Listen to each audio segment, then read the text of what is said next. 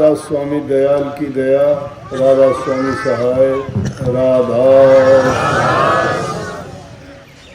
जो परमार्थी जीव हैं वो इस बात को समझते हैं कि संतों के संग में लगने से उनकी भली और अच्छी कैसे बनती है। महापुरुषों ने फरमाया, धीरे धीरे रे मना, धीरे सब कुछ हो, माली सींच सो घड़ा ऋतु आए कल।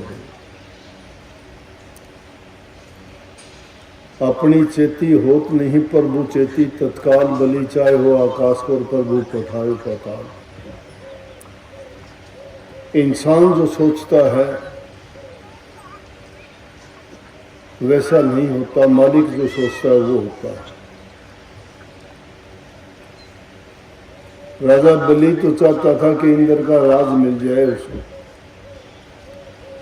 लेकिन परमात्मा नहीं चाहता था कि उसको इंद्र का राज मिले।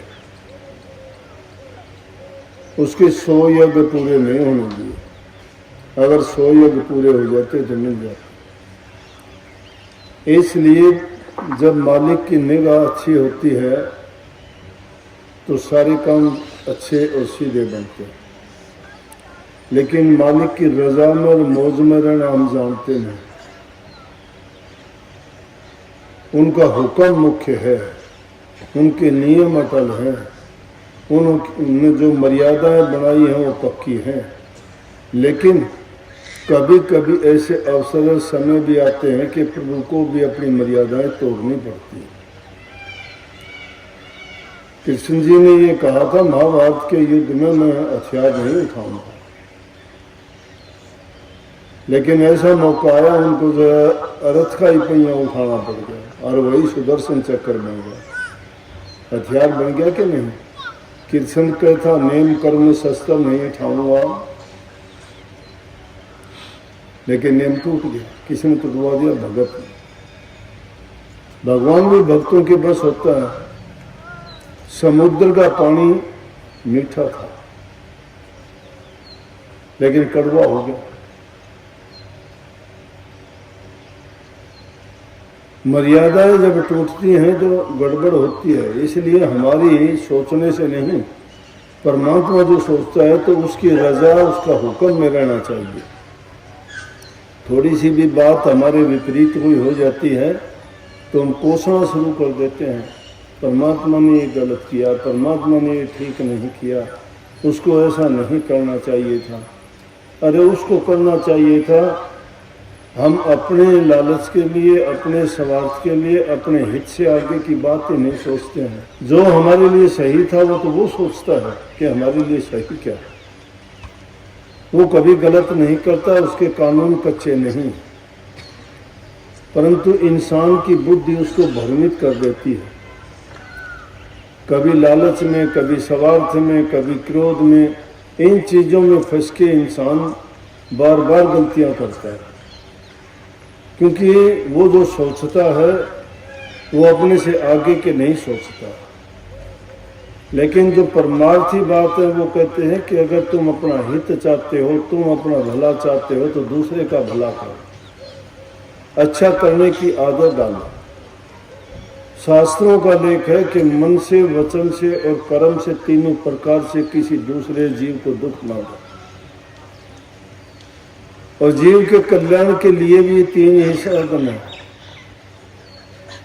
3 मुख्य करके बातें बताई गई हैं कि इन चीजों से ही जीव का कल्याण होगा। तन पवित्र सेवा किए, अगर सुंदर शरीर मिला, इसमें सब कुछ करने की क्षमता है, कितनी ज्ञान इंद्री, कर्म इंद्री दी गई, बल बुद्धि दिया गया, इंसान इससे अगर नेक काम करता है तो उसको बड़ा मीठा फल मिलेगा।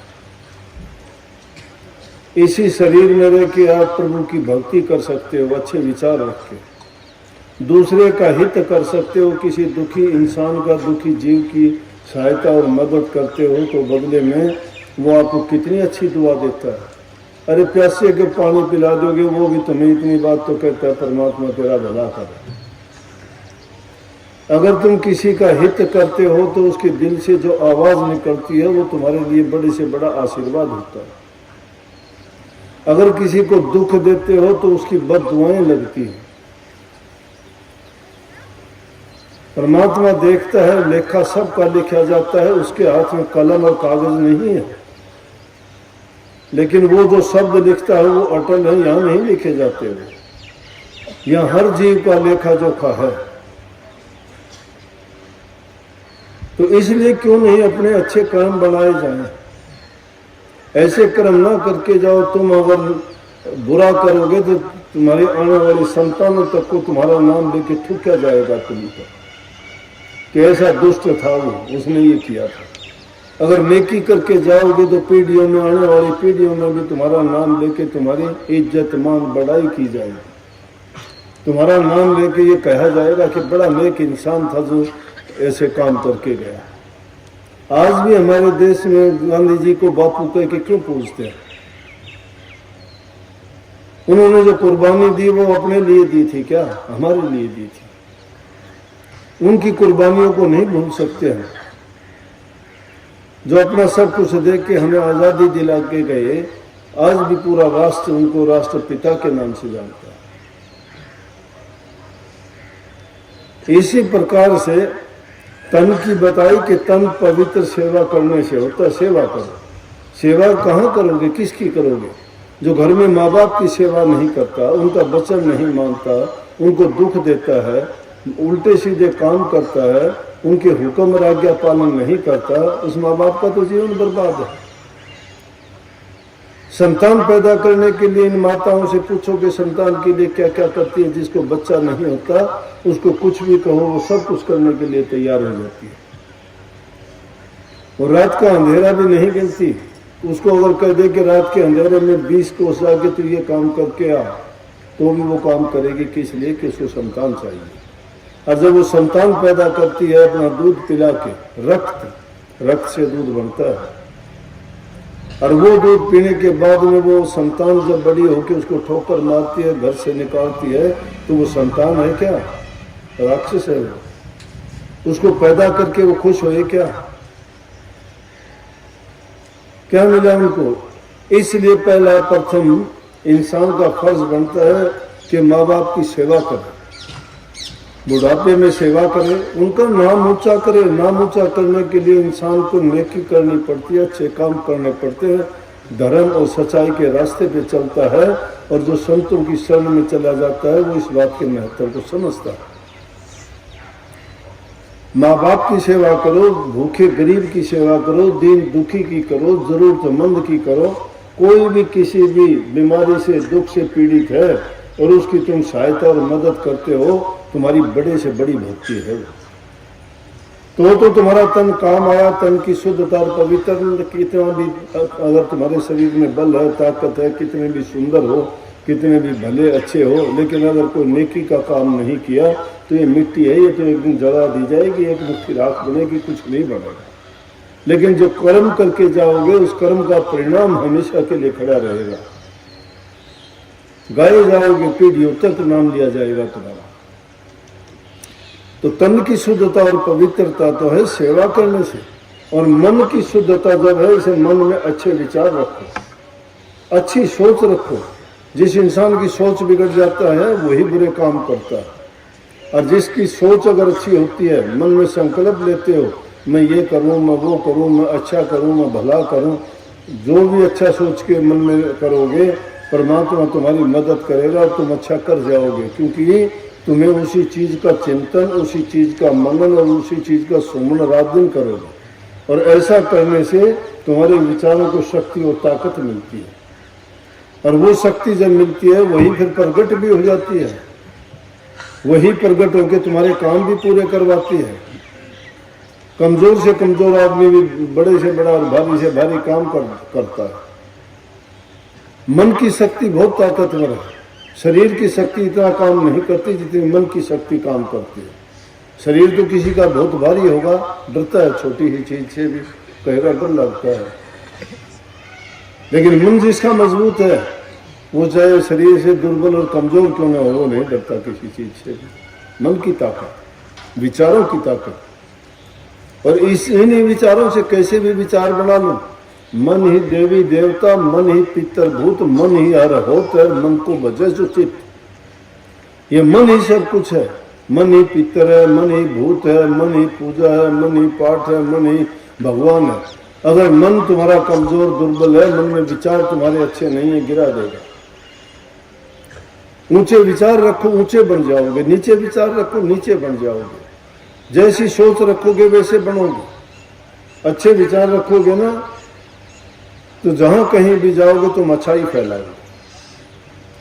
इसलिए गुण लो मधुमक्खी की तरह से। मधुमक्खी में गुण होता है, फूलों पर जाती है, उनका रस चूसती है, अमृत रूपी शहद तैयार करती है। फूलों पर जिन पर बैठती है उनकी शोभा नहीं बिगाड़ती। इंसान को उससे शिक्षा लेनी चाहिए कि मैं भी एक ऐसा नेक इंसान बनूं, जहां कहीं भी जाऊं अच्छाई फैलाऊं, मिठास फैलाऊं, प्रेम बांटूं, लोगों को अपने दिल से लगाऊं।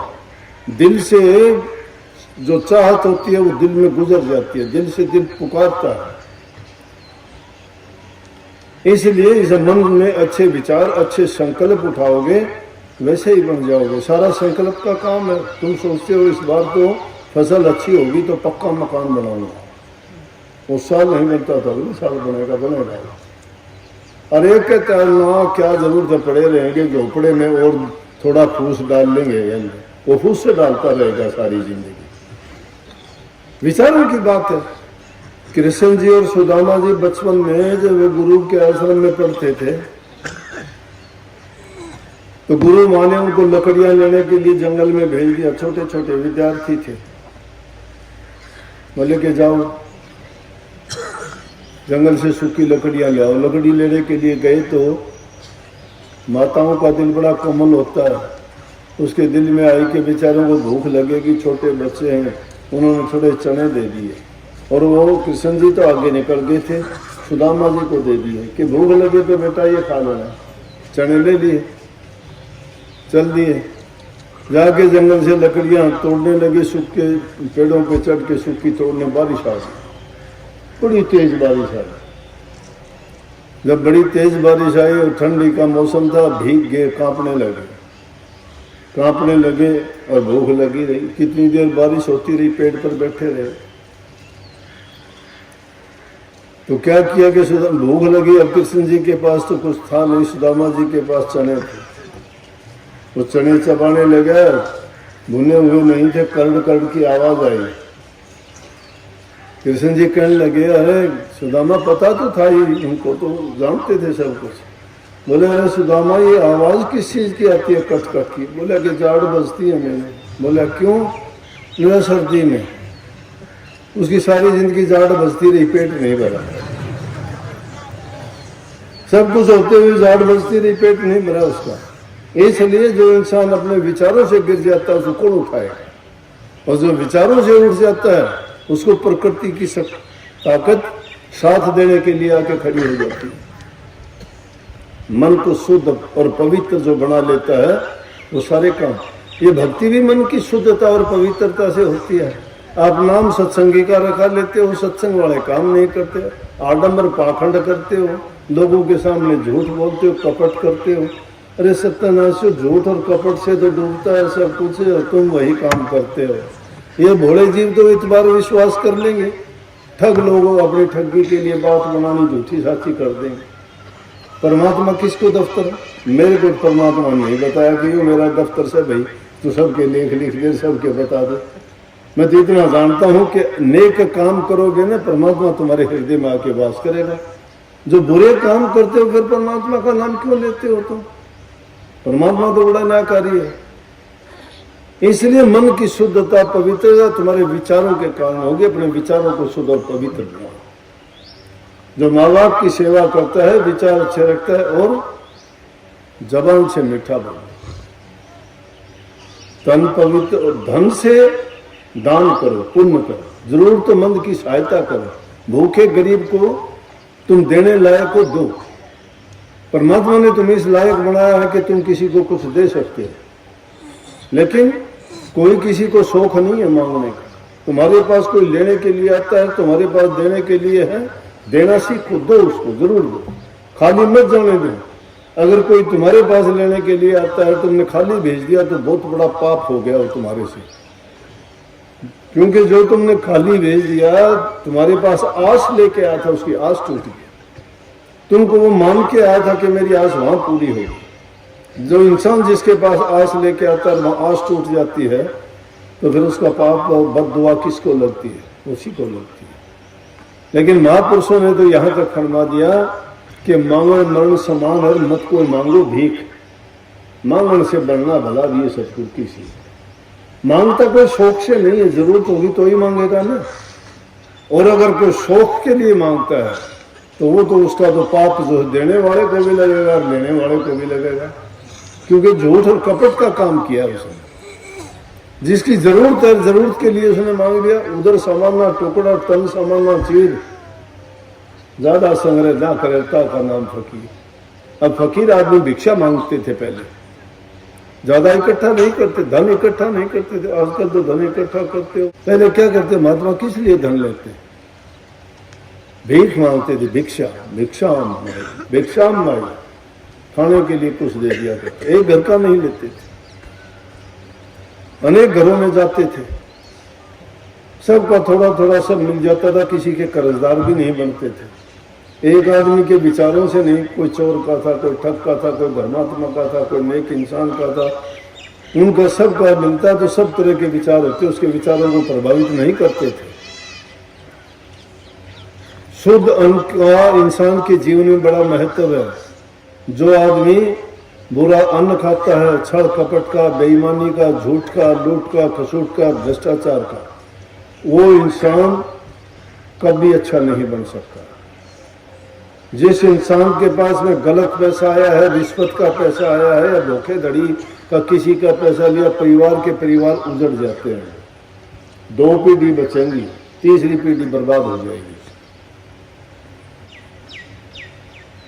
ये इस तरह से जो खाने वाले हैं, अपनी नेक कमाई, हक हलाल की कमाई, अपने जो 20 नूरों से कमा के खाते हो, तुम्हारे लिए अमृत का काम करेगा। रोग बीमारी से बचोगे, तुम्हारा हृदय और मन पवित्र रहेगा, और परमात्मा के लेखे में तुम नेक इंसानों में गिने जाओगे जो प्रभु के बहुत करीब होते हैं।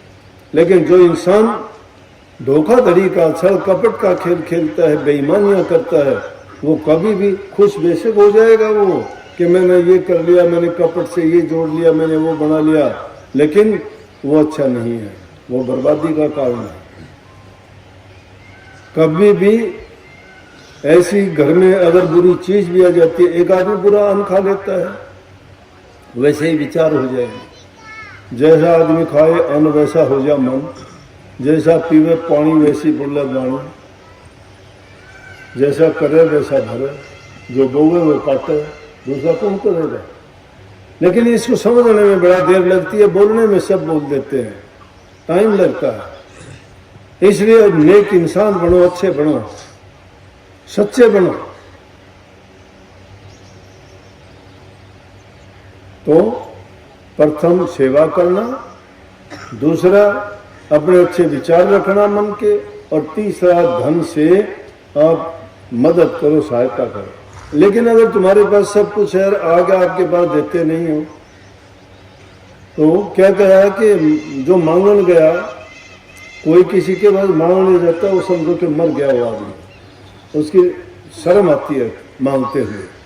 मांगन गए सो मर गिर, मर के मांगन जा, उससे पहले वो मरे जो हंदे कह देना। आदमी मर के मांगने जाता है, कोई किसी को शौक नहीं है कि अपनी बेइज्जती करवाए।